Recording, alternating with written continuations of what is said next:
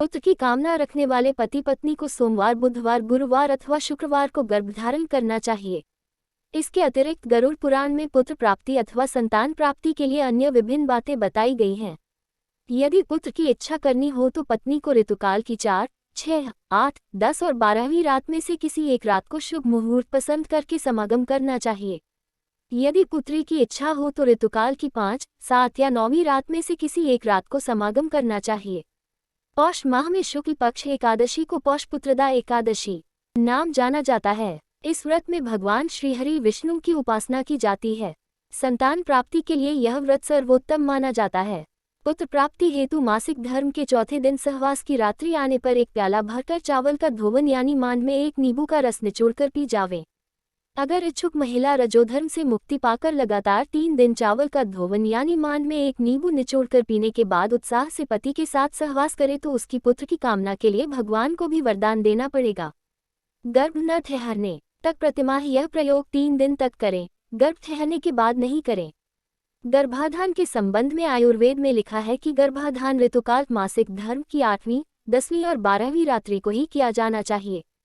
जिस दिन मासिक ऋतुस्राव शुरू हो उस दिन तथा रात को प्रथम दिन या रात मानकर गिनती करना चाहिए। 6ठी, 8वीं आदि सम रात्रियां पुत्र उत्पत्ति के लिए और 7वीं, 9वीं आदि विषम रात्रियां पुत्री की उत्पत्ति के लिए होती है। अतः जैसी संतान की इच्छा हो उसी रात्रि को गर्भाधान करना चाहिए। इस संबंध में एक और बात का ध्यान रखें कि इन रात्रियों के समय शुक्ल पक्ष यानी चांदनी रात, पूर्णिमा वाला पखवाड़ा भी हो, यह अनिवार्य है। यानी कृष्ण पक्ष की रातें हों तो गर्भाधान की इच्छा से सहवास न कर परिवार नियोजन के साधन अपनाना चाहिए। शुक्ल पक्ष में जैसे जैसे तिथियां बढ़ती हैं वैसे वैसे चंद्रमा की कलाएं बढ़ती हैं। इसी प्रकार ऋतुकाल की रात्रियों का क्रम जैसे जैसे बढ़ता है वैसे वैसे पुत्र उत्पन्न होने की संभावना बढ़ती है। यानी 6वीं रात की अपेक्षा 8वीं, 8वीं की अपेक्षा 10वीं, 10वीं की अपेक्षा 12वीं रात अधिक उपयुक्त होती है। पूरे मास में इस विधि से किए गए सहवास के अलावा पुनः सहवास नहीं करना चाहिए, वरना घपला भी हो सकता है। ऋतु दर्शन के दिन से 16 रात्रियों में शुरू की 4 रात्रियां 11वीं व 13वीं और अमावस्या की रात्रि गर्भाधान के लिए वर्जित कही गई है। सिर्फ सम संख्या यानी 6ठी, 8वीं, 10वीं, 12वीं और 14वीं रात्रि को ही गर्भाधान संस्कार करना चाहिए। गर्भाधान वाले दिन व रात्रि में आहार विहार एवं आचार विचार शुभ पवित्र रखते हुए मन में हर्ष व उत्साह रखना चाहिए। गर्भाधान के दिन से ही चावल की खीर, दूध, भात, शतावरी का चूर्ण दूध के साथ रात को सोते समय प्रातः मक्खन मिश्री, जरा सी पिसी काली मिर्च मिलाकर ऊपर से कच्चा नारियल व सौंफ खाते रहना चाहिए। यह पूरे 9 माह तक करना चाहिए। इससे होने वाली संतान गौरवर्ण, स्वस्थ, सुडौल होती है। बोराचन 30 ग्राम, गंजपीपल 10 ग्राम, अस्कंद 10 ग्राम, तीनों को बारीक पीसे चौथे दिन स्नान के बाद 5 दिनों तक प्रयोग में लाएं। गर्भधारण के साथ ही पुत्र अवश्य पैदा होगा। शक्तिशाली व गोरे पुत्र प्राप्ति के लिए गर्भिणी स्त्री ढाक पलाश का एक कोमल पत्ता घोंटकर गौदुग्ध के साथ रोज सेवन करे। इससे बालक शक्तिशाली और गोरा होता है। माता पिता भले काले हों फिर भी बालक गोरा होगा। इसके साथ सुवर्णप्राश की 2-2 गोलियां लेने से संतान तेजस्वी होगी। यदि आपकी सनात होती हो परंतु जीवित न रहती हो तो संतान होने पर मिठाई के स्थान पर नमकीन बांटे, भगवान शिव का अभिषेक कराएं तथा सूर्योदय के समय तिल के तेल का दीपक पीपल के पेड़ के पास जलाएं। लाभ अवश्य होगा। माँ दुर्गा के दरबार में सुहाग सामग्री चढ़ाए तथा कुंजिका स्तोत्र का पाठ करें तो भी अवश्य लाभ मिलेगा।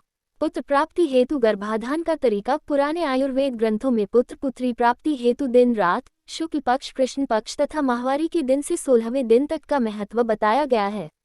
धर्म ग्रंथों में भी इस बारे में जानकारी मिलती है। यदि आप पुत्र प्राप्त करना चाहते हैं और वह भी गुणवान, तो हम आपकी सुविधा के लिए हम यहाँ माहवारी के बाद की विभिन्न रात्रियों की महत्वपूर्ण जानकारी दे रहे हैं। चौथी रात्रि के गर्भ से पैदा पुत्र अल्पायु और दरिद्र होता है। 5वीं रात्रि के गर्भ से जन्मी कन्या भविष्य में सिर्फ लड़की पैदा करेगी। 6वीं रात्रि के गर्भ से मध्यम आयु वाला पुत्र जन्म लेगा। 7वीं रात्रि के गर्भ से पैदा होने वाली कन्या बांझ होगी।